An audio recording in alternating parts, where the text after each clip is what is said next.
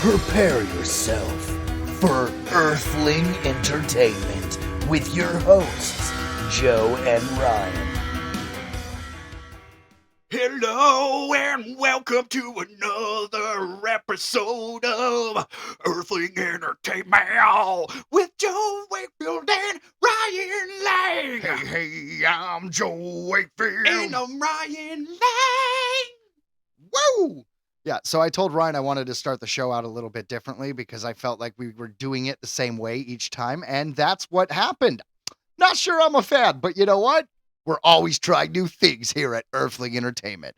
And what is Earthling Entertainment, you ask? Well, I'll tell all you newcomers. It's a little bit of the creepy, a little bit of the spooky. Sometimes we talk about ghosts or cryptozoology or a curse or a myth or a magical land, but it's always creepy. Second part of that is we have Ryan's disclosure discussion. That segment's all about aliens. I'm just asking questions, man. What has the government released? What are we asking them to release? Any UFO stories, footage, stuff like that? That's what we do. Are aliens among us? They are. Always a fun segment there. And then the next part of the show, the latter half of the show, is all dedicated to the entertainment industry, whether that's music, movies, video games. So we have headlines. We talk about news or new developments or new things that are coming out. We sometimes have some interviews or we'll do a trivia game. It's always entertainment. And those two things together, our spooky with our entertainment, put together make Earthling Entertainment. And we welcome you to our show. Far out, man. Far out. Hey, guys. So today, when you listen to the show, if you like what you hear, or whether you're a new listener or a, repeat listener, please remember to download the episode wherever you listen to the podcast. It's all good, but that's the best way to support us. And before we begin our section, spooky stuff, we're going to do something a little different. Ryan came across these 10 weird facts, and some of them were kind of hilarious, and we thought we'd share them with you today. Ryan! So let's see, according to this, humans can't walk a straight line without looking at something. Okay, so you're saying a blind person couldn't walk in a straight line? That's where I'm confused at this as well. But I mean, then again, we're not, used to using a guiding stick, so maybe that helps. I don't know. I mean, I kind of, because you always think about someone like walking into the woods, like, all right, I got to go north. I don't have a compass, but I start off knowing where north is. I guess you're looking at the North Star or something. I don't know. I don't know. All right? What does it say? It says, did you know that humans can't walk a straight line without a visual point? If blindfolded, we gradually walk in a circle. It seems like our brain needs a reference point to keep us on track. Huh. I wonder if it's different between people if they go right or left. Yeah, I don't know. Like what is the average? Like most people go right and they're right-handed, or if it's most people go left and they're right-handed, or is it no correlation with hands? Maybe it's something to do with feet or age, or maybe that's to do with where you are in the world. Maybe if you're in Australia, you go in a different circle than you go in the United States because of the equator. I'm just saying, Ryan. I have so many questions. That's right. Next fact. Next fact. Next fact. Ketchup was used as medicine? I guess I obviously bullshit, but what did they do? I hope they just kind of rubbed it into wounds. They're like, rub some ketchup on it. Yeah, like you got like this bunch of like gash in your side, and they're like, just pour some ketchup on it. Just pour some ketchup on it, Bobby. Rub it in. Yeah, make sure you get the good salty part. In the 1800s, ketchup was believed to have healing properties and was used to treat ailments such as indigestion and a bad tummy. Thankfully, today we enjoy it as a tasty sauce. And the guy who said that was Sir Admiral Ketchup. That's right. Yeah, Sir Admiral Ketchup was trying to tell everyone, listen, guys, you eat my ketchup, you're gonna live forever. It'll solve your problems. Don't just worry if you don't have any potatoes. There's other things. Or meatloaf. I don't know if it's a Midwest thing, but ketchup on a meatloaf seems to be a thing. Well, yeah, it's delicious. When else do you get to really actually have ketchup that was cooked in an oven and actually get to enjoy it? Like, the thought is gross, but on meatloaf, it's good. Or am I weird? Fun fact number 3. Apparently, I just freaked Joe out. Fun fact number 3. No, I was just thinking, you put ketchup in the meatloaf, like when you mix the meat? On top. So you cook it with the ketchup on top? Yeah. So that's kind of where my head was going. I'm sitting there, I'm thinking like, it'd be like, so it'd be kind of like a tomato glaze. Yeah. Like the truth is, you think I was dumbfounded. I never considered using ketchup as a glaze. That's how I've always done it. Huh. I make very different meatloaf. But my wife doesn't even want breadcrumbs in the meatloaf at all. So I maybe I might sneak a little bread in, but mostly I don't. I'll Yeah. replace it with vegetables or rice or use an extra egg to kind of make it more stick together. So essentially, what I make isn't a meatloaf; it is a giant meatball. Well, how long can you hold your breath? I don't know, Ryan. How long can you hold your breath, you son of a bitch? Did you know that sloths can hold their breath longer than dolphins? Yes, I did. I didn't. Well, I didn't either. When it comes to holding their breath, sloths take the lead. These slow-moving creatures can hold their breath for much longer than a dolphin can. Interesting. Well, that kind of tracks though, because they move really, really slow. So I don't think they're gonna fall in the water and suddenly be like really quick swimmers, right? So they have to be able to hold their breath That very makes long. sense. Otherwise, they're just gonna drown immediately. Can you imagine though? One of 'cause- them watched one of them fall and drown, and they were just like, well, we really need to work on holding our breath. right? Well, also like swimming isn't like moving slowly. Like you have to move at a certain pace in order to get any traction in the water, especially if there's any kind of current. So it would be really funny. I've never dropped a sloth in water. What if they suddenly go really, really quick? Or they just go right to the bottom. or Just boop. bloop. And that's why they have to hold their breath. And he's just like, it's okay. I'm coming. All right, so why I think it's important at this point to mention there's a movie called Slaughterhouse, and it is a sloth who kills a bunch of sorority girls after he is slighted. I almost killed Ryan. It's a real movie. It's called Slaughterhouse. Sorority girls with slaughter. Slaying them. They were slaughtered. I wasn't ready. I really got enjoyment out of telling you that. Fun fact! Australia is wider than the moon. Wait, what? Australia is already known for its vast landscapes and unique wildlife, but can you believe that Australia is wider than the moon? This remarkable country is wider than the celestial body that lights up our night sky.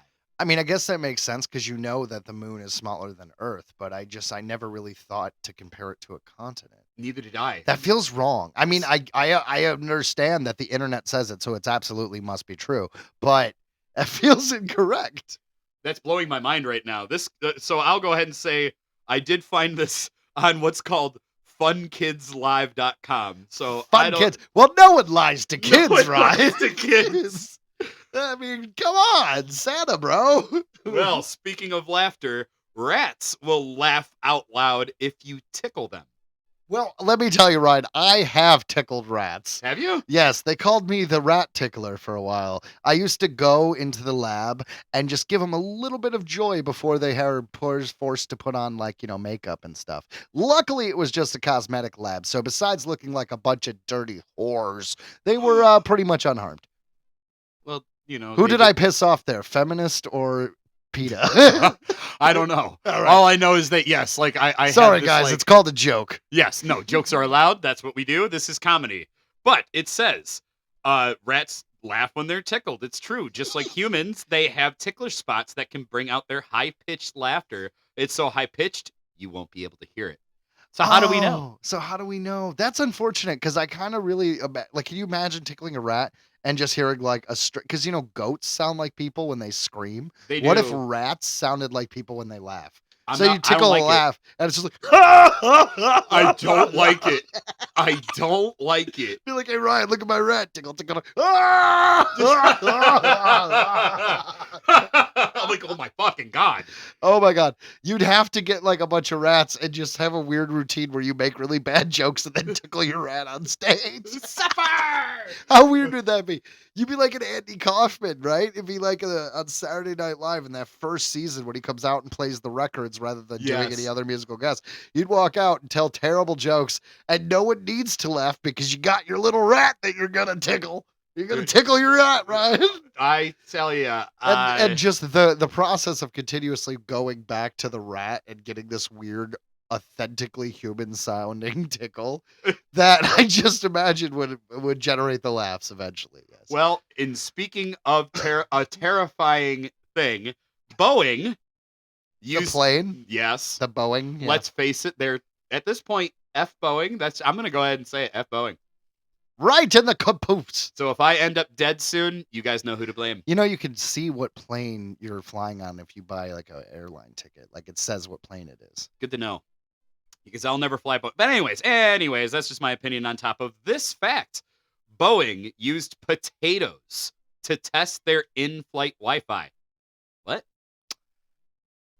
I have questions. Mostly, did the potatoes prefer to play those touchscreen games, or did they like the movies that were installed? Well, it says here, have you ever wondered how Boeing tested their in-flight Wi-Fi? No. Well, as you would have guessed, a stand-up company like that chose potatoes. I just like all This is jokes great. aside, I just have so many questions. It's just to me, this just tracks with what we've been hearing lately.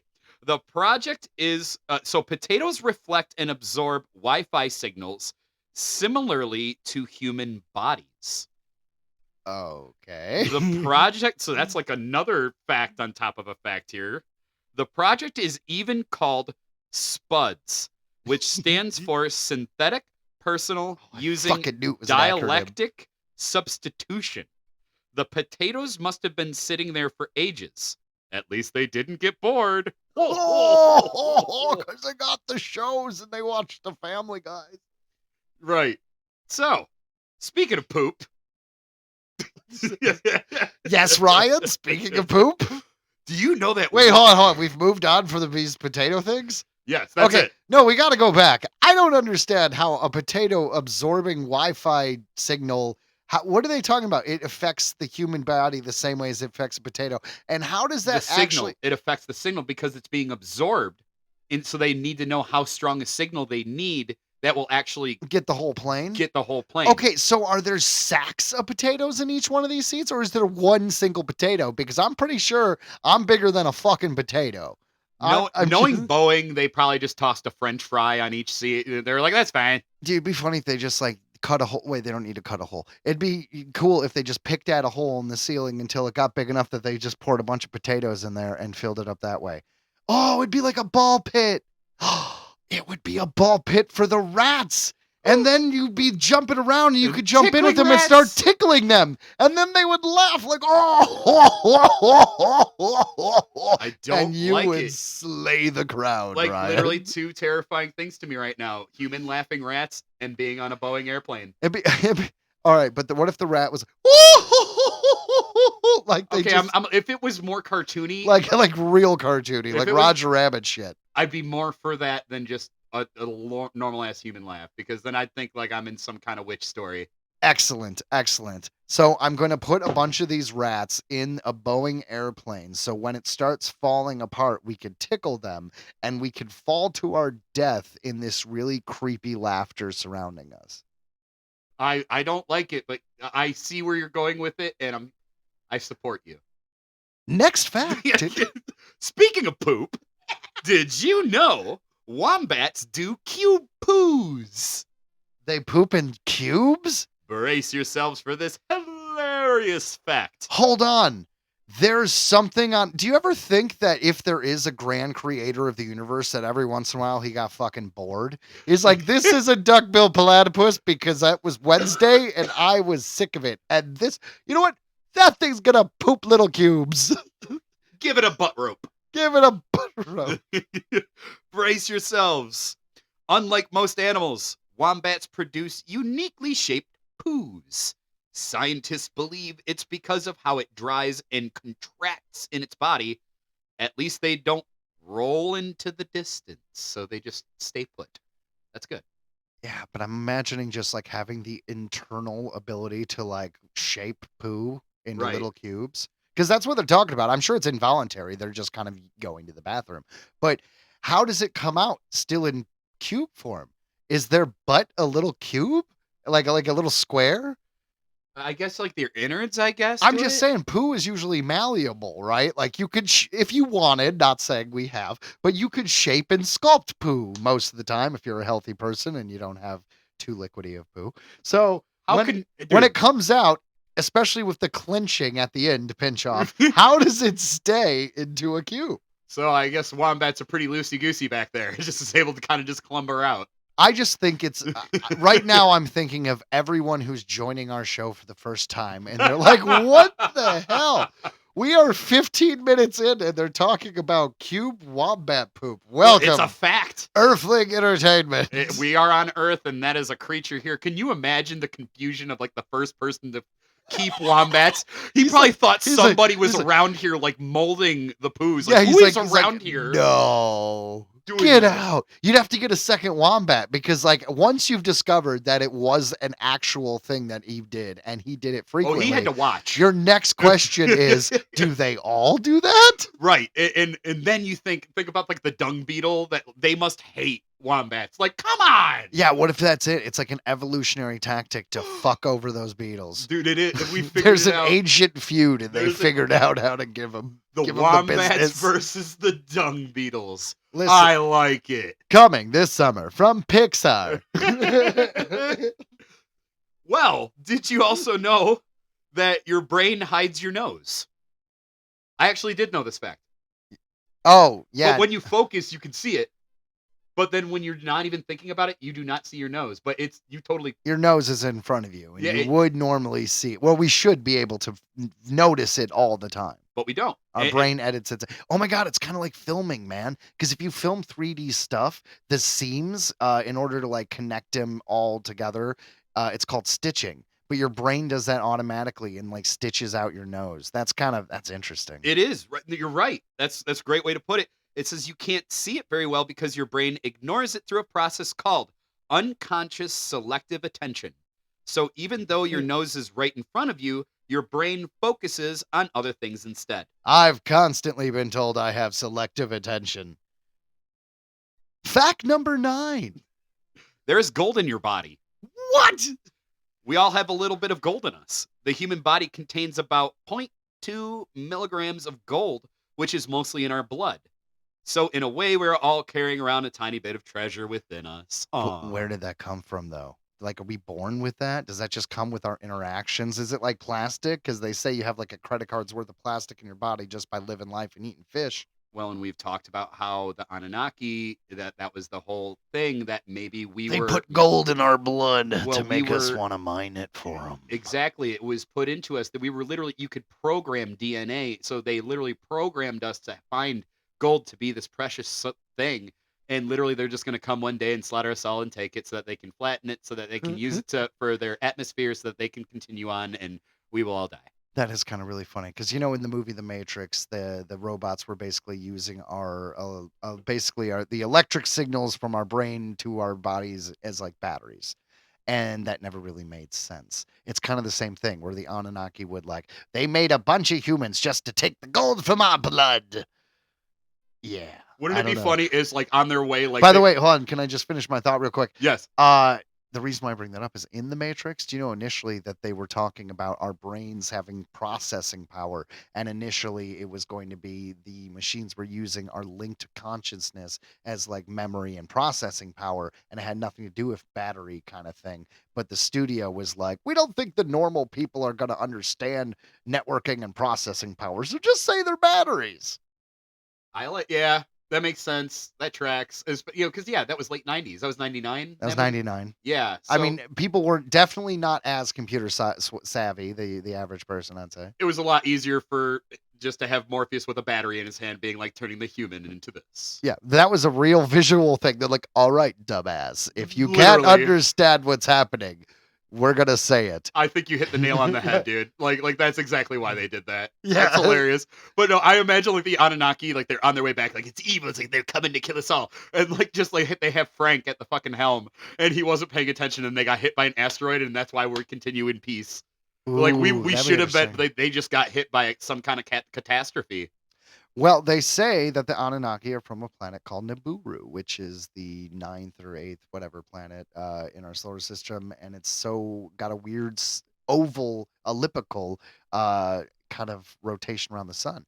So eventually, every X amount of thousands of years, it comes around and gets close to Earth again. So the big theory is It makes the sense. planet will show up and on the horizon when they come back, because space travel's a lot easier when you're next door than it is when you're the farthest planet in the solar system. So we'll see, Ryan. And honestly, there's truth to that because there's like dwarf planets in our solar system that we haven't been taught about. Like, I don't even want.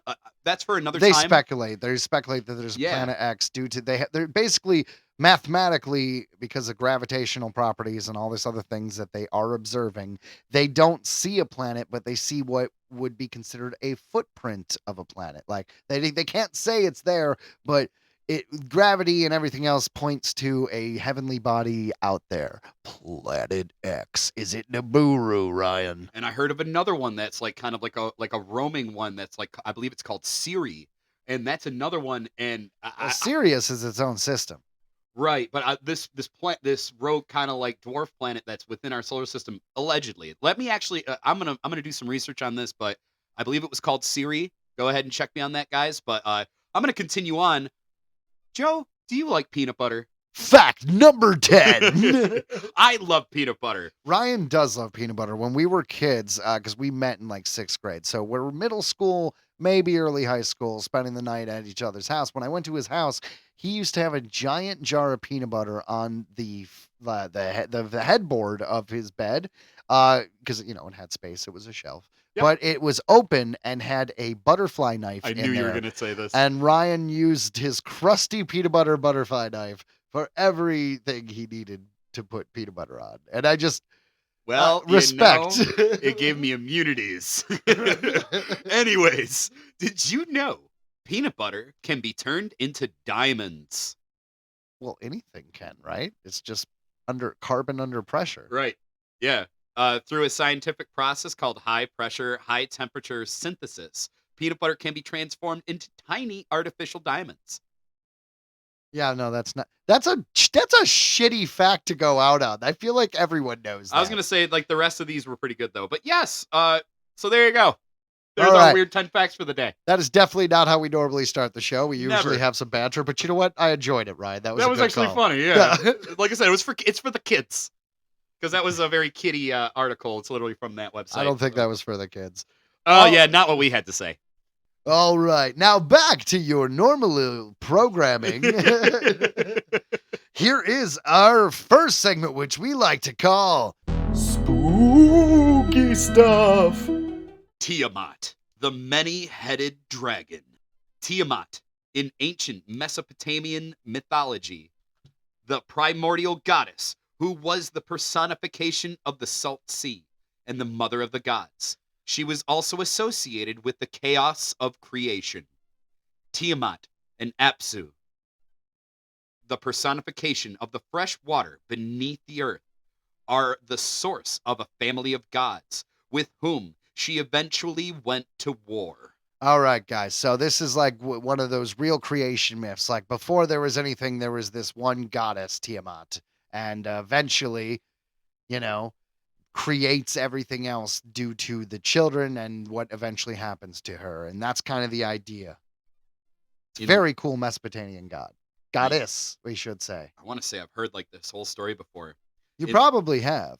In later myths, Tiamat was sometimes portrayed as a serpent or dragon. And a lot of times it looks like a dragon. Hence the thumbnail of this episode. And these images have inspired creatures in modern popular culture, notably in the role-playing game Dungeons & Dragons. Yep. Tiamat's name stems from the Akkadian word for the sea. She is known primarily from the Babylonian creation story. According to this myth, in the beginning, there was only Tiamat and Apsu. Apsu was like her husband at this time. Until the mingling of their two waters produced the first deities, the twins, Lamu and Lahamu. Tiamat was the shining personification of the sea, who roared and smote in the chaos of original creation. She and Apsu filled the cosmic abyss with primeval waters. She is who formed all things. So, normal creation myth stuff there. In the myth recorded on cuneiform tablets, Tiamat and Apsu favored rest and inertia, while the younger god's activity and energy resulted in noise and other disturbances. All right, I do want to step in here and say this real quick. So, what happens here, because we don't have the entire story, but basically, Apsu gets pissed off and is like, all right, there's too much noise. I'm going to plan on killing all these people. He got found out, and they kind of like put him to sleep and put a temple on him. And years later, someone happens to be born at that temple, which will come up. But the point is, the son of Tiamat and Apsu got pissed off because they're like, you put my dad to sleep. What the hell? And he's like, all right, mom, we got to take these, assholes out. And she's like, all right, all right, all right. And we shortchanged that little section because then later she goes on to fight and actually marries one of her kids, which starts with a K. Very godlike story. Very godlike story. But anyways, jump in, continue. Then came Marduk. Marduk. All right, he's the guy who was born on the temple. Apsu was buried in years later. The legendary hero and eventual chief of the gods. Marduk's grandfather is Anu, the god of heaven, and Marduk likely began as a god of thunderstorms. Anu created the four winds and gave them to Marduk to play with. The blowing winds churned Tiamat's waters, increasingly annoying the goddess. In addition, a group of elder gods also grew upset about the disturbances as well as the perceived disrespect. They pressured Tiamat to kill the destructive gods, and she finally relented, forming an army of monsters. All right, so to be clear, this is after the dude was turned into, after her husband. She has married her son at this point. She's created these monsters, and she gets her son to lead the monsters in the battle to kill the gods that initially pissed off her husband. That's where we're at. I'm sorry, all this biblical stuff, I feel like it's very hard to follow personally. I like, honestly, a lot of the music that I listen to, the lyrics are Covers about this? this. Yeah. You probably have heard this whole thing and go, all right, I won't interrupt Literally, again. Marduk It's just is that 1 second I wanted to talk about. Marduk is literally a black metal band I've listened to for a long time, but full disclosure, their lyrics are quite controversial. Fair enough. The 11 monsters to battle the deities in order to avenge Apsu's death. These were her own offspring: Basmu, the venomous snake; Asumgalu, the great dragon; Musmahu, the exalted serpent; Mushusu, furious snake; Lumu, the hairy one; Agulu, the big weather beast; Uridimu, Dimu Borgir, the mad lion; Gert Abalu, the scorpion man; Oh yeah, Gertabalu. That guy owes me $5. Umu Barutu, the violent storms; Kululu, the fishman; and Kusariku, the bowman. The terrified deities were rescued by Anu, who secured their promise to revere him as king of gods.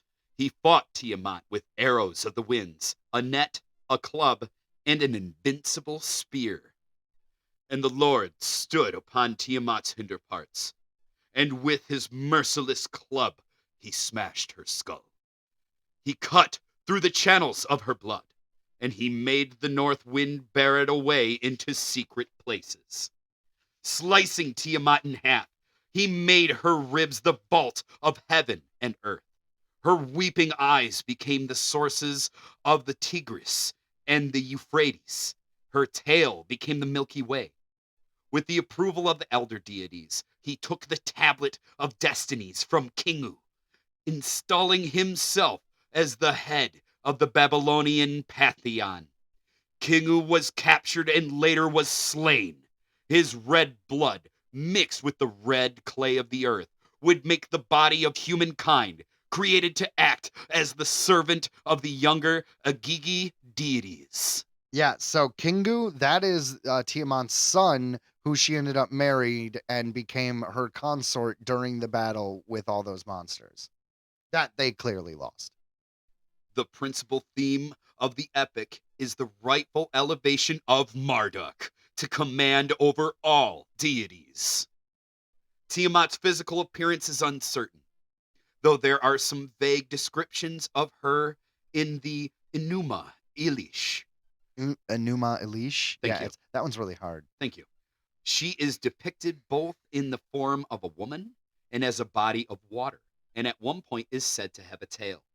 These descriptions and her affiliation with monsters have inspired depictions associating her with the serpents and dragons. I like the idea of the body of water because even in the original myth, they say like she is water, like the sea. You know what I mean? And they talk about like her and the husbands, the sea and the freshwater and the saltwater mixing to make like the two god children that they started the whole lineage. You know?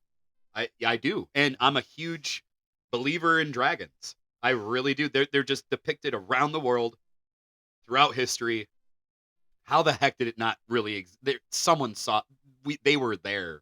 I know. I don't know. It's fun. I like that because it feels a little bit like science because, like we do come from the ocean. That's the primordial Yes. soup, if you will. I don't know if there is what I should say, creation myth that covers all Wiccans. But I remember, like, I don't know if there's many different beliefs or I'm what, sure. but I read a book called Wicca for Men. I was like 19, 20. It's by an author named A.J. Drew. I remember that you one. having Yeah. that. Yeah. Yeah. You showed But me. anyways, in that book, they talk about the creation myth of basically the ocean is the goddess, and then the god. I don't know if it was the sky or what, but basically lightning strikes the ocean and it created Earth, and I mean that created life, just like the the phallus in the womb. That And was something about the that was the whole towers? inception. No, the two towers, the suds. Yeah, that was Lord of the Rings. That was No, not that. Like I thought there were like towers involved with. Well, I'm talking about my ass. I haven't looked it up in a long fair time. enough. I'm just talking about the creation myth. I don't know. The whole idea of ocean being like where we come from, I'd like was kind of my whole point. Of course. Yeah. This association is strong in contemporary popular culture, with Tiamat appearing as a five-headed, draconic deity within the fictional pantheon of the role-playing game Dungeons and Dragons. As in the Babylonian myth, this dragon goddess is a creature of chaos and violence, and the creator of monsters. A dragon called Tiamat regularly appears in the Final Fantasy series of video games, both as an enemy and as an ally summoned into battle by the players. And boy, is he a good ally and a horrible villain. I've played plenty of those games. A number of writers have put forth ideas about Tiamat. Robert Graves, for example, considered Tiamat's death by Marduk as evidence for his hypothesis of an ancient shift in power from the matriarchal society to patriarchy. The theory suggested that Tiamat and other ancient monster figures were depictions of former supreme deities of peaceful, women-centered religions. Their defeat at the hands of male hero corresponded to the overthrow of these matristic religions and societies by male-dominated ones. That always is a theory, but I will say that the idea makes sense of an older religion being female-based because women give birth. So it's easy to see that like the creator of humans, God, the world, whatever, would be a woman because women are the only thing that can give birth. So I do kind of get the whole old gods being female. Me I too. don't know. I've always understood that. So especially in mythologies. So when they talk about like the goddess, and I'm like, yeah, I can roll with this. I get it. Dogma. Yeah, I just think about that's God as Alanis Morissette. It was a 1998 or 1999 Kevin Smith film that, unfortunately, because Miramax still owns the rights and Harvey Weinstein kind of did what he did, is not in print anymore. But Kevin Smith's fourth film, Dogma, great movie. Wonderful movie. One of my favorites, honestly. It actually is. If you're able to look at Christianity and poke fun at it without getting your feelings hurt, it is a wonderful film. You ever seen a fat apostle? What's funny is at the time that movie came out, there was a bunch of people protesting it from church groups and things like that. And Kevin Smith, he was a young man, went and protested his own movie. He even made the news. Yeah, exactly. He was like, I think it's awful. That feels like a really fun thing to do. Like, I feel like it's like a rock star move. If you heard that Mick Jagger did some shit like that when he was young, you'd be like, yeah, that makes sense. That's some gangster shit. That is some gangster shit. Oh man. So back to Tiamat, the original OG, the creator. I like the idea of it being disemboweled and all of its parts being the universe. That's freaking awesome. I mean, what is the universe, man? We could just be inside of a giant creature. Well, you know what's cool is the murdering of Tiamat, the ripping apart of that deity and creating the universe could be interpreted as the Big Bang. So I Yeah. imagine in a fight of these ancient gods, like this big guy grabs Tiamat's mouth like neck and starts ripping it open, Oh my like, god. and they just see light pour out instead of blood and Gersel. It's just like pure light, and then it just explodes, and it's just this loud. It literally is the Big Bang. That just would be a really cool imagery. Or Tiamat just had a really That- bad burrito, and it was the big fart. No, I mean, very funny. I want to give you credit. Fart joke. Way to go. Thank But you. back to what I was saying, though, that would be like something that would be awesome that would only work in like an anime. You can never talk a live action person into making that unless it's James Gunn. No, that would be a badass anime. I'd watch it. I'm sure it's been done. What are we talking about? Yeah, This is the what we're- Japanese have some wild myths. This is what we're talking about. Spooky stuff. Tiamat. It was once thought that the Tiamat myth was one of the earliest recorded versions of the Chaos Kampf, the battle between a culture hero and a chthonic or aquatic monster, serpent, or dragon.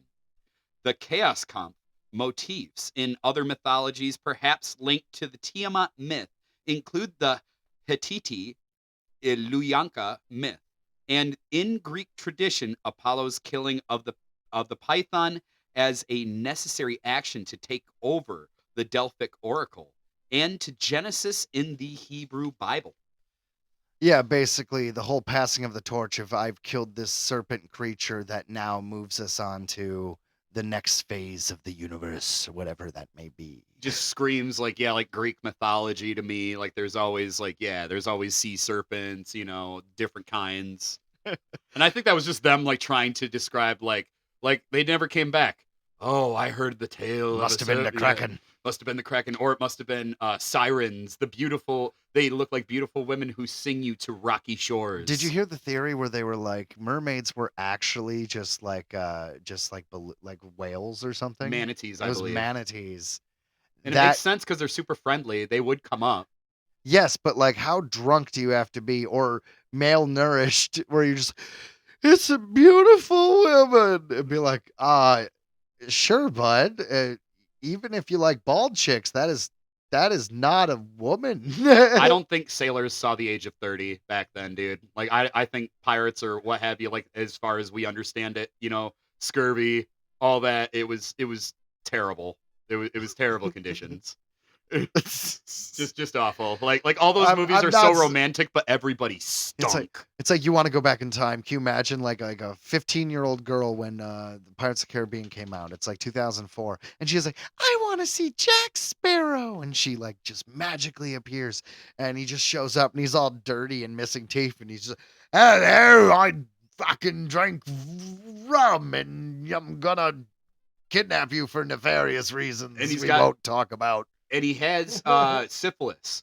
Oh, he would have to have syphilis. No, he literally does. In the movies, it's actually added. If you watch the movies, he has marks on his lips that they actually did on purpose because it was well known that pretty much everybody had syphilis back then. That wouldn't surprise me. Johnny Depp wanted to go some weird places with that character. He actually initially was trying to talk them into having Jack Sparrow's have his nose cut off. So he's just so he would look a bit like the ghoul from the new Fallout show. I did hear about that, and then they just basically in the end were like, "It's just not going to work, dude." Yeah, dude. Like, all right, man. We'll do a give and take. But even though you're Johnny Depp, this is before this movie, so you're not Johnny Depp yet, and we're not gonna do that. Yeah. The whole point of casting you is we want you to be sexy, and we're not gonna scar the face we're paying millions of dollars for. I actually heard, I forget, it's like one of these new shows where it's like romantic with like when it takes place way back in like Elizabeth era or something like that. And I guess one of the actors I just read, it was like a news story. He literally has concocted a cologne that smells like basically like a mixture of like urine and like just sweat and gross. Like, so he makes himself, and blood, I believe was the other one, because I believe he plays a king that was known to have open sores. And like, so literally, so So he wanted to be smelly. because that was one of the things that this guy was famous for. He stunk basically like rotting flesh. And so like everybody who acts with him has to deal with that, and because that's how it was. People don't think about that with these like romantic older films. Like, dude, everybody was so gross back then. Remember, ladies and gentlemen, commitment is important in any job we have in this world. Mm-hmm. Well, on on that note, Ryan's disclosure discussion. It's about aliens and stuff. Research claims there might be up to 4 quintillion alien spacecraft in our solar system. This comes to us. Hold on. That was my Scooby-Doo, by the way. It was good. Yeah, I'm trying to get better at Scooby-Doo. Zoinks! Hold on. So, Ryan, Ruh-roh. Who's my favorite pal? Like, I can't do the Shaggy. You can't do Shaggy. I can't do Shaggy. Anyways, 4 quintillion UFOs in our solar system just flying around. That is quite a bold statement. Dude, that's more than 10. That is at least 4 times more than 10. At least. A quadrillion. No. This comes to us from futurism.com/thebite. This might be a little out there. Alien hunting Harvard astronomer Avi Loeb is back again, armed with new, not yet peer-reviewed research. Yeah, so this guy, he's been in the news a few times. He has a lot of fun theories, and well, God bless him, he keeps writing papers, and there's something to him. I mean, he's going for it. This time, Loeb ups the ante by claiming it's possible that there's, get this, 4 quintillion alien spacecraft lurking in our solar system. That'd be a lot of flying saucers, man. Yeah, just hanging out, mostly around, just Saturn. Seems like a cool place. No, you just park between, in the belt. I mean, it makes sense. It depends on how big these spaceships are, because let's be fair, space is big. Space Yeah. is really big. So even if these were like motherships, it's not like we can. I mean, we have, satellites and other things that are out there, probes, taking pictures, but it's not like we have a great view of everywhere in space. But still, 4 quadrillion is a bold number. But I mean, and as to what you said, how big the frickin' universe is, I have read that you literally could line up all of the planets in our solar system, and it would fit in between us and the moon. Yeah, I could see that. Isn't that great? Like, that's how spaced out everything is. And the universe is ever expanding even faster. Oh, yeah, all the time. Because after the big boom, everything just keeps expanding. That is a crazy thought. And we have measured that it's going faster. Well, that's what I'm saying. Exactly. And that's why traveling to different planets and different solar systems is such a mind-boggling thing. Because if you have wormholes, I think you can do it. But otherwise, just the sheer travel, it's getting farther away. It's getting farther That's away. what I'm like. Literally, it is literally a race against time. But yeah, space is huge. Once again, I saw a comparison picture earlier, and it was showing Jupiter compared to Earth, and Earth was like, I don't know, half the size of this great spot on Jupiter, the eye of Jupiter, the the giant storm. Yeah, It was like maybe half of the size of that storm. It's the whole planet. It'll kind of like make you go a little insane when you really think about it, like just how insignificant we are and how everything's going. Anyways, let me jump back in because we could go off. But on a tangent. I'm just saying, if you think in that term, you could come up with why Avi Loeb was sitting there like 4 quadrillion. It makes sense. It sense. It takes a walk around the block, but eventually you could talk yourself into it. They could fit. I mean, the study spotted by the Daily Beast is a follow-up on the first discovery of an interstellar object to visit the solar system deemed Oumuamua. Oumuamua! That was the Sakar one, right? Yep, because it was discovered from a Hawaii observatory. So it was named, I believe it means traveler from afar. It does, because it was our first interstellar object that we knew was from a different outside of the solar system. And a lot of people believe that it was a spaceship, like a hollowed out ship. A colony spaceship, one of the ones where basically generations live on inside on a very, very, very long journey because it specifically shot around our sun to leave. Yeah, but it would be really, really messed up. It'd be a fun sci-fi story or a movie, maybe, is What if they were like a colony ship from a different planet? And they were aliens. But it's not important because when we get there, it's like a ghost ship. Like everyone's dead. And Yeah. like that would be a creepy situation. Like I think about that a lot. what if they, and they could have made it, but it was like they were just a few, It was just too let's say long. 1,000 years too long.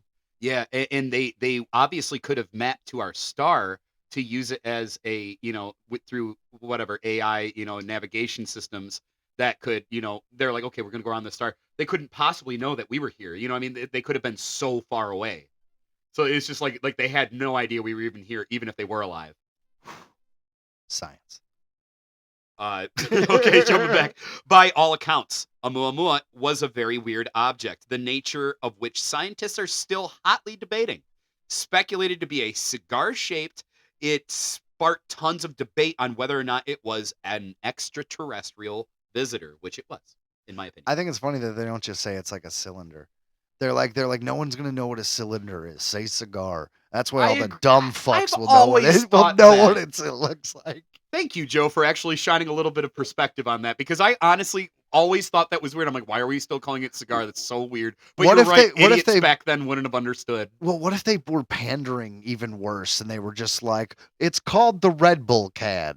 Oh, no. They'd be like, oh, That is the idiocracy future right there. shit. Was it Red Bull Oh, or my. was it a ball? All right, well, at Was it a least frisbee? they paid a lot of money for that advertisement. It's what plants crave. That is another idiocracy reference.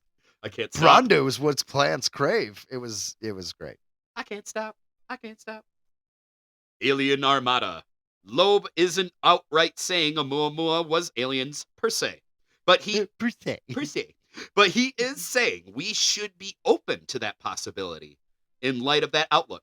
He's basically asking what respectable scientists would never never deem to. How many possible Oumuamuas could there be in our solar system that go unnoticed? 6. Just asking questions. 6. That's the answer. Just asking questions.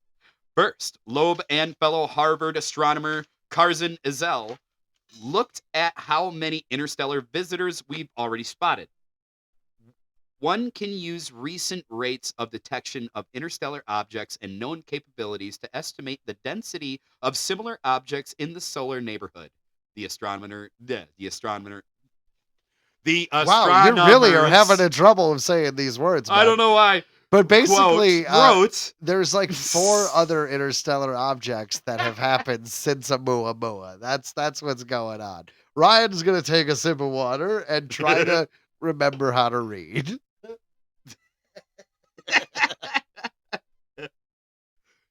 Okay. They wrote in the study, as quoted by the Daily Beast, since Oumuamua, there have been 3 more interstellar objects detected by astronomers, I said 4. making it 4 in 8 years. Damn it! So That's just what I was. 4. Oh, I was so close. At that rate, Loeb and Ezeller calculated there could be up to a staggering 40 decillion interstellar objects in the entire solar system, including areas beyond the reach of our instruments. And I want to add that I want to Google what is distillion. I don't know. Is that after quadrillion? I guess. A decillion? That's That is- crazy. that is a number that I mean. So 10 million? 10 No, dude, it goes million. Yeah, No, it goes million, billion, trillion, quadrillion. So it's the 10 of that. So I it's guess, way yeah. above. Yeah. Sorry, I don't know my numbers. But no, we only detected Oumuamua as it was going away from us. So that was actually a terrifying thing to think about. Because think about it. If it was coming at us, if it was going to hit us, Goodbye, enjoy the COVID. we had no idea. We didn't see it till it was already coming away from us. So that means that we were already lucky. Yeah, man, you can't scare me with that because that's what I've been afraid of since the movie Armageddon in 1999. And I realized that if anything was going to hit us, we wouldn't be able to know until it was too late. And God damn it, now that Bruce Willis, unfortunately, has lost the ability to communicate verbally, he Poor is guy. not going to be able to save us, Ryan. I know. We still got Ben Affleck, but oof, I don't know. He's looking rough. And I don't even know what Liv Tyler's doing. I imagine probably something really awesome living off that Liv Tyler life. We got Steve Buscemi. We do have Steve Buscemi. He will ride To that the nuke rescue. he will ride that nuke to save us. Hey, All come right, on! fair I enough. just wanted to feel the power between my legs. God, I love Steve Buscemi. I love that man. But no, the fact is, everybody, we live in a shooting gallery, and we should all thank Jupiter every day for its immense size and gravity that it probably saves us more times than we could ever possibly know. Is it Jupiter? Because all right, I Yeah. don't know everything about astrology. I'm not saying I do. I'm not trying to act like I'm a scientist here.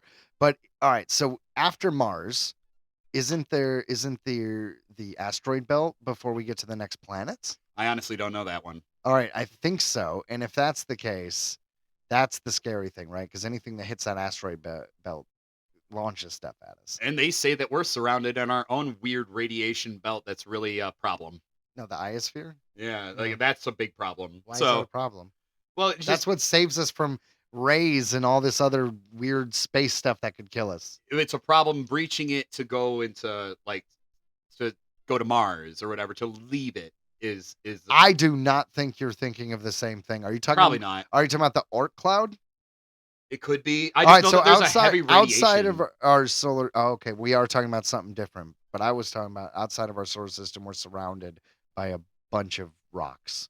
Do you know that? Like Yes, an I orb did know about around that. us. Yeah. Science is crazy. Yeah, we're kind of trapped here in a weird way. We've got a long road ahead of us. All right, moving on. Sorry. If we don't trap ourselves with all the garbage. The problem is I kept calling you out on things, and I only had half of the information, so it just was basically, you're right. And I basically had an eighth of it. Go ahead.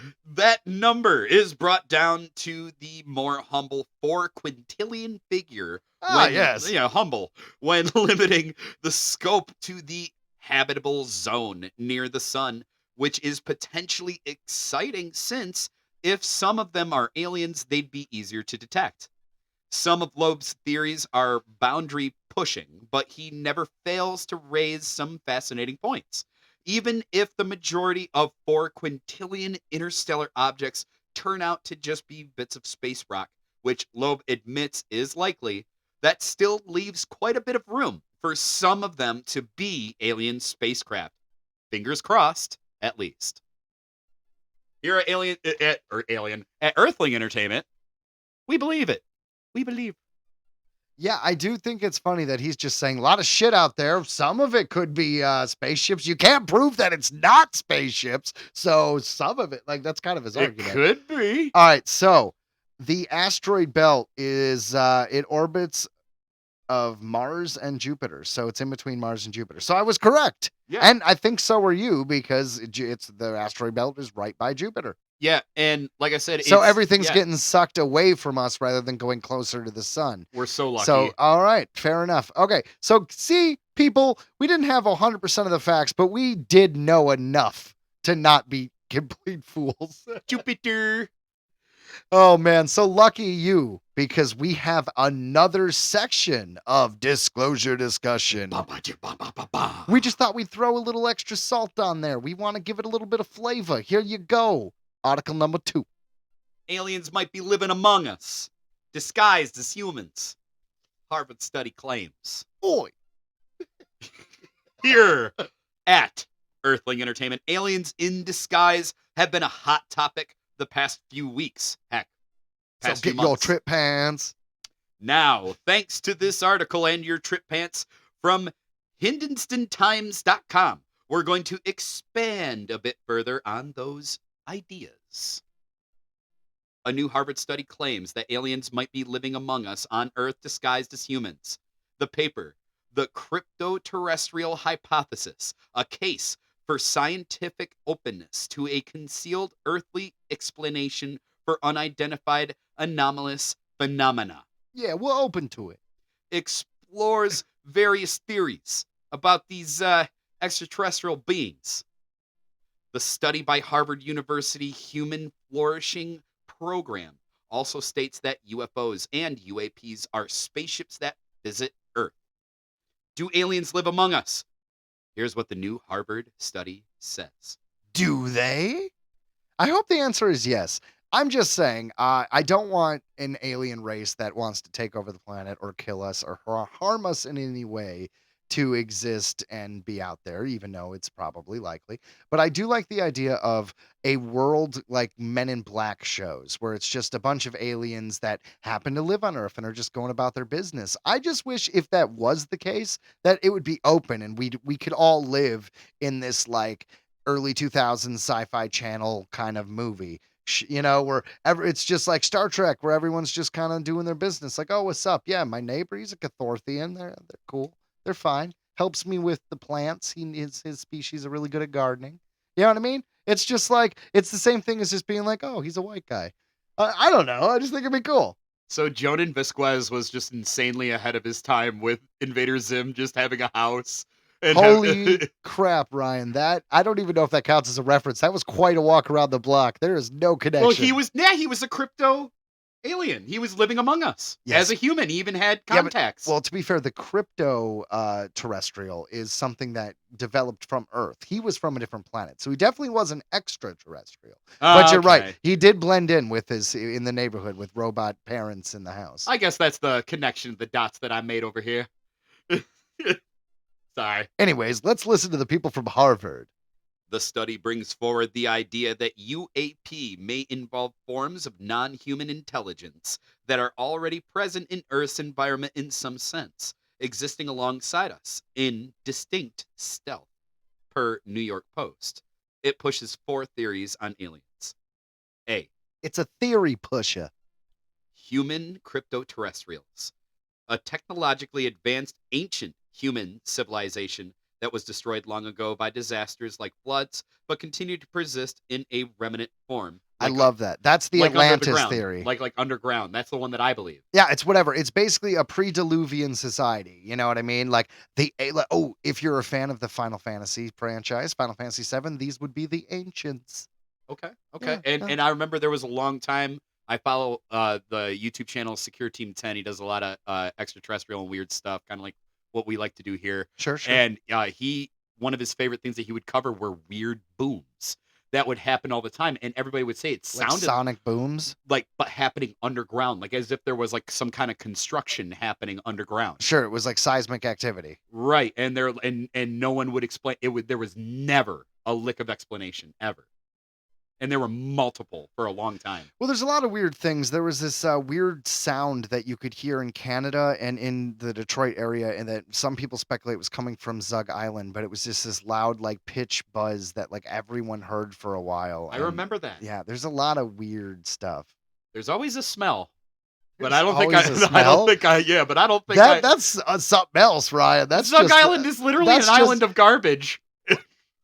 Yes, but that's not supernatural, was my point. I was just joking.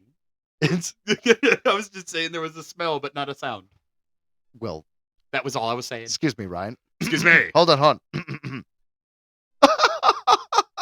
Oh, you are too much, sir. Moving on. B.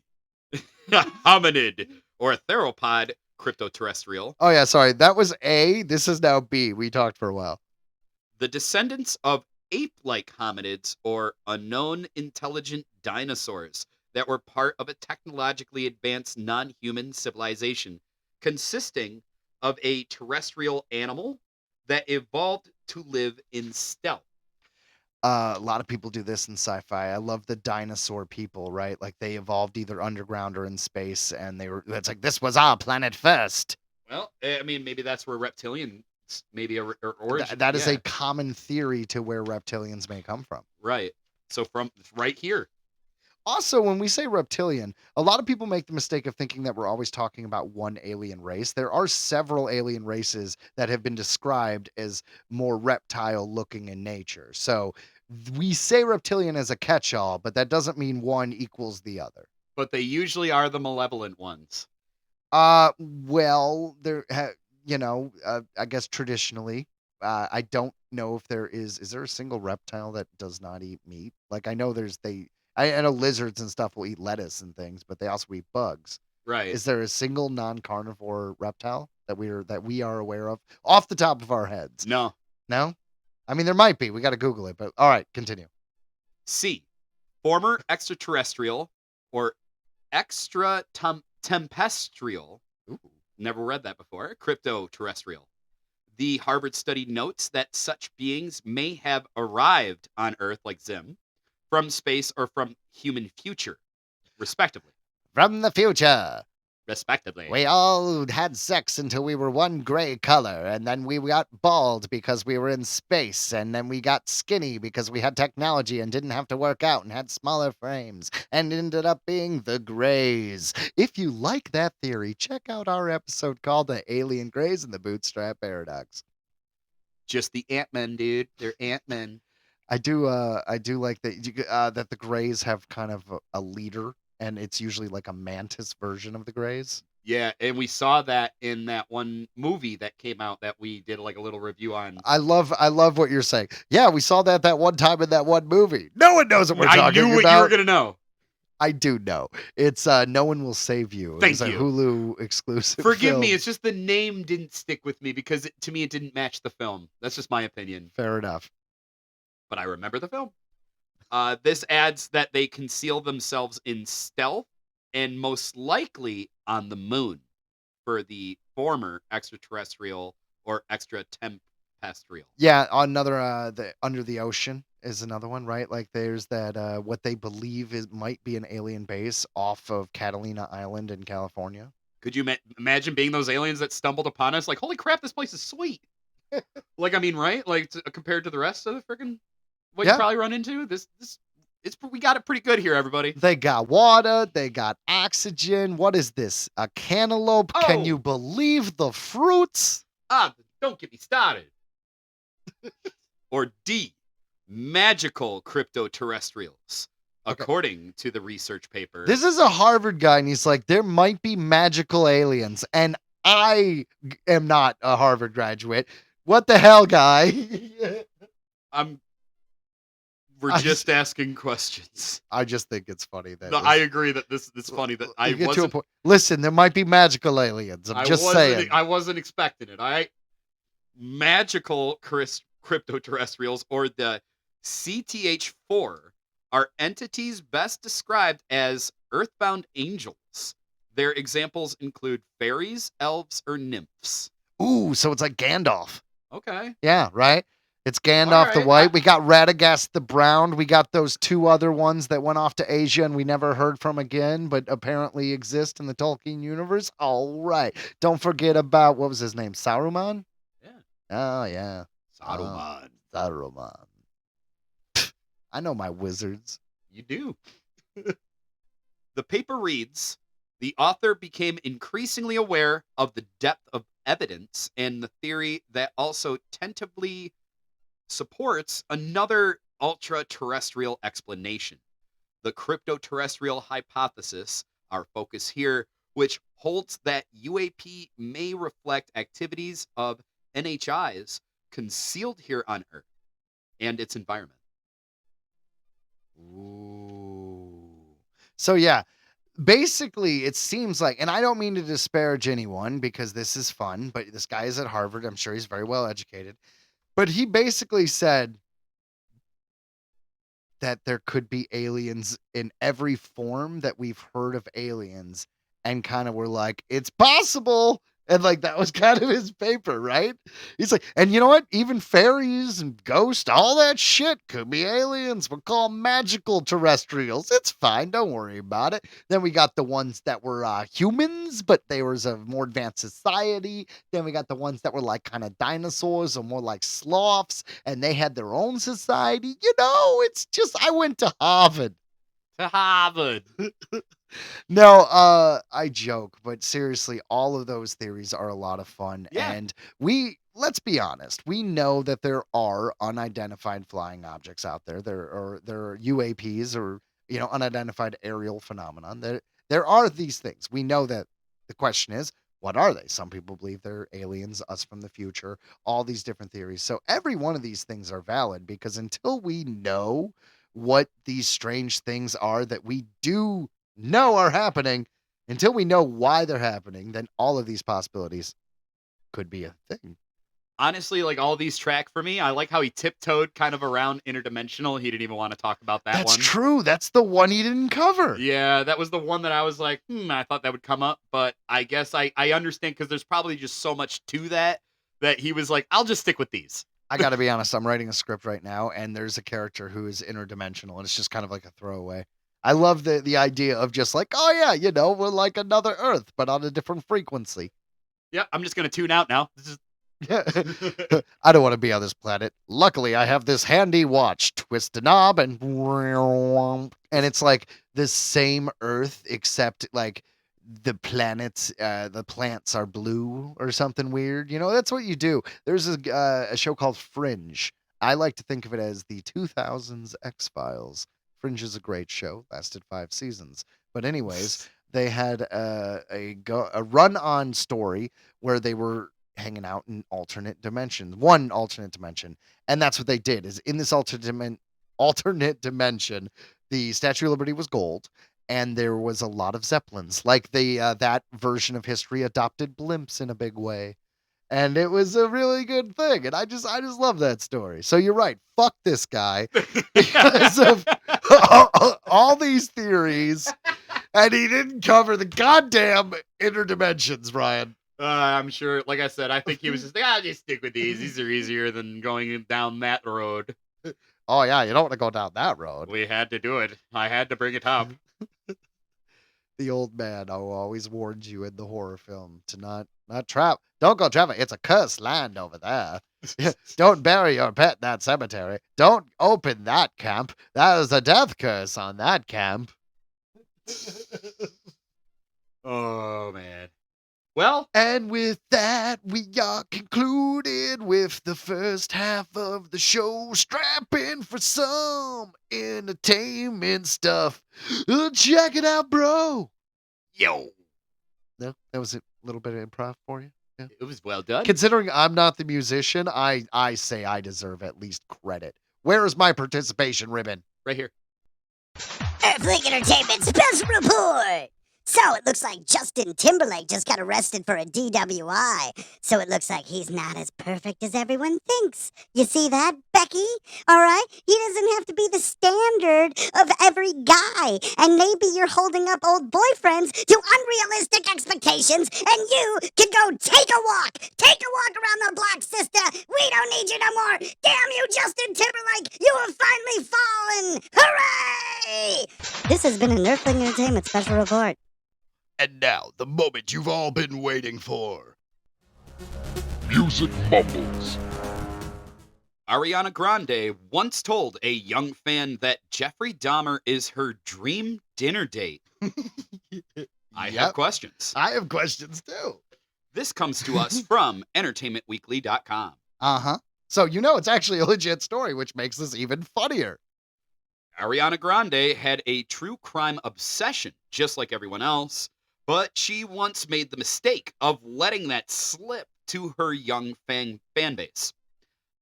I was infatuated with serial killers when I was younger, the Grammy winner revealed during an appearance on the Pod Crushed podcast. Co-hosts Penn Badgley, Nava Kavalin, and Sophie Ansari were quick to zero in on this, prompting Grande to recall a meet and greet experience that nearly got her in trouble with a fan's parents. It was a Q&A with fans, with young fans, she explained. It was in between me being Cat in Nickelodeon's Salmon Cat and Pop Stuff. So it was like a younger group, and they were with parents. And someone said, if you could have dinner with anyone living or dead, who would it be? She continued. I was like, oh, you're so cute. Mom and Dad, is it okay if I give the real answer? And they were like, sure, what's the answer? And I was like, I mean, Jeffrey Dahmer is pretty fascinating. I think I would have loved to have met him.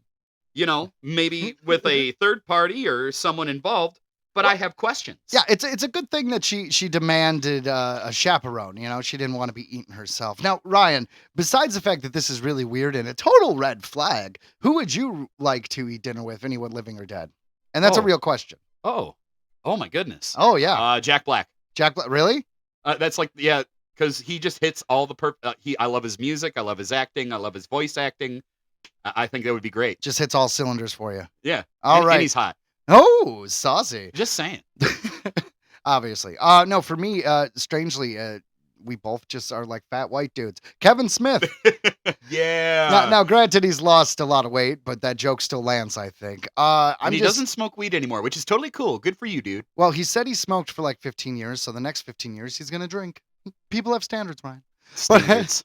Anyways, creatively, I'm a huge fan. I love his work, and also I love the fact that he is from a Midwestern. Well, not really Midwestern. He's from New Jersey. The point is, he's from a middle level income household. Is what I was trying to say. Yeah. You know what I mean? He didn't have any Hollywood connections. He's a success story. Like, Yeah. for real. Totally. And I'm a big fan. They're going to do another Jay and Silent Bob movie. Jason Mewes just turned 50, and he's going to be playing Jay again in a Jay and Silent Bob movie. They're shooting it this fall, and apparently it's just a funny movie. Like, it doesn't have to be a Jay and Silent Bob movie, but why not make it Jay and Silent Bob? Right. Dude, I'm stoked for that. Love all of them. And I just saw Jason Mewes post something the other day. He looks great. Yeah, he does. He looks so good. I'm so proud of him. Especially for being 50, and he just had a second kid. So yeah, good stuff all around. But when it comes to Ariana Grande, creepy answer. Like, how in front old, of a kid. Yeah, how old is the kid? Because then, the parents have to explain who Jeffrey Dahmer is just based on the fact that they're going to react, and the kid's going to be like, why are you fucking people reacting? It was terribly inappropriate. It was irresponsible.